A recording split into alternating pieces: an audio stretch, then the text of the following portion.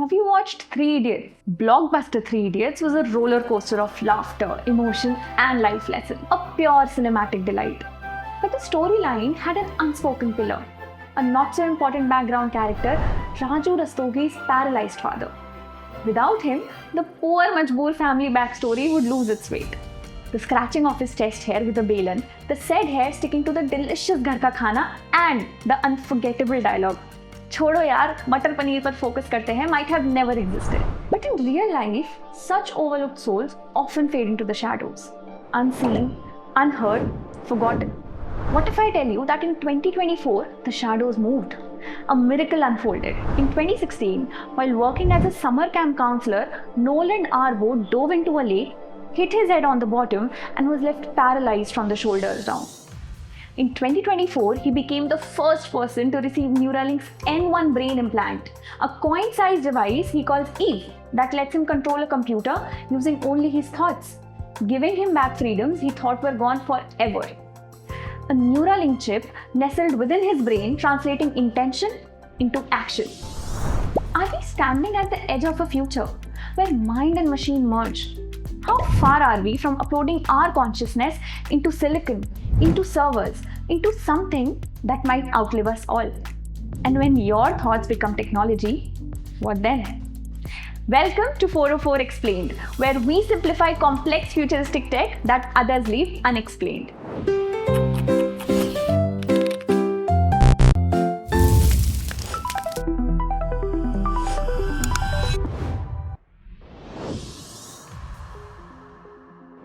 For years, we've swiped and tapped our way through the digital world, but your brain, it's faster, smarter, and maybe the next user interface.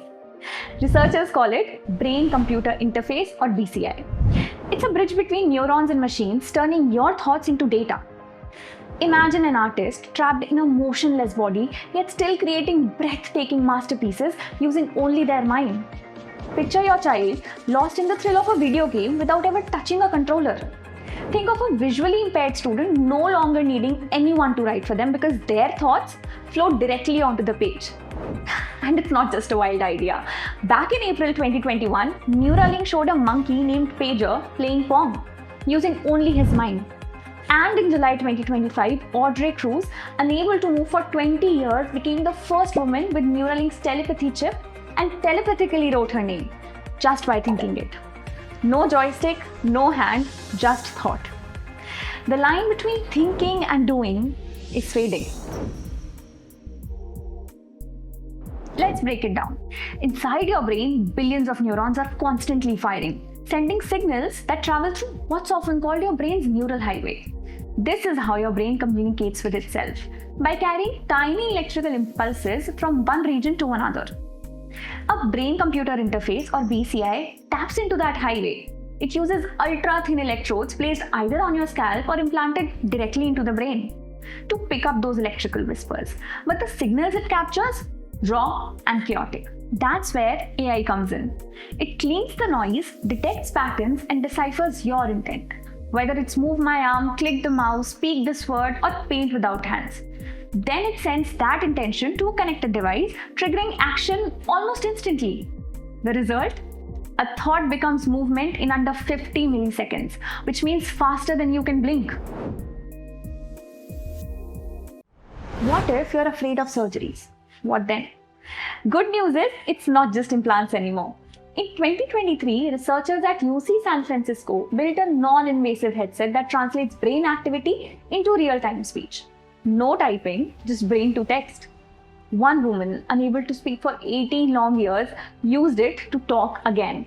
Nearly 48 words a minute, her voice carrying tone, emotion, and a piece of herself she thought was lost forever.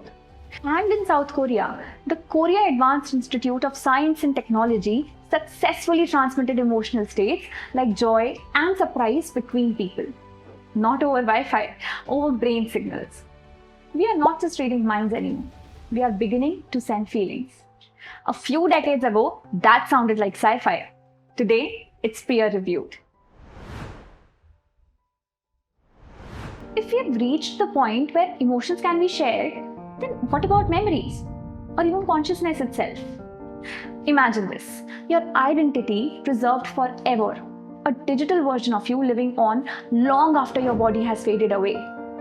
It's a fantasy we have seen in shows like Upload or Black Mirror, because of ourselves live second lives inside servers. But let's be real, science still has miles to cover. Your brain with 86 billion neurons and trillions of connections is more complex than any network humans have ever built, mapping every thought, every synapse. It's like charting the entire universe inside your head. Even if one day we could build that copy, would it truly be you? Or just a simulation wearing your smile, your style, your memories, without the soul that makes you, you? How does that thought sit with you? What about the identity you've held closest to your heart? That's the core question, where technology meets what it means to be human. Every breakthrough comes with shadows. Who will really get access to this mind technology? Will it be for everyone or just the wealthy few? Who owns your thoughts once they are recorded? Could they be sold, analyzed, or even manipulated? And here's a question that might chill you. What if companies start writing ads into your dreams? When you imagine that, ads breaking into your private mind space, do you realize the space between your thinking and your doing? That gap, the moment where you reflect, choose, resist, is precious. And with mind tech, it might shrink, disappear, or even be taken from you. This isn't science fiction. These ethical lines aren't distant hypotheticals. They are decisions we need to make now. If your thoughts became digital, would you still be you? And if your memories lived forever, would you want them to? We have seen what brain-computer interfaces can do, from restoring movement and speech to hinting at digital immortality. But as this technology evolves, so must we. Because behind every breakthrough are choices, technical, ethical, and human. Shaping those choices will take more than just engineers. We need people with not just right skills and right minds, but also the right ethics. If this excites you, if you want to be part of the next big leap in tech, check out NIIT's programs in artificial intelligence, data science, and emerging technologies. Link in description. Because the future of mind tech starts with the minds we nurture today. And hey, if you found this valuable, don't forget to like, share, and subscribe to NIIT for more episodes of 404 Explained, where we decode future tech in a way that just makes sense. And also tell us in the comments, if you could control one thing with your mind, what would it be?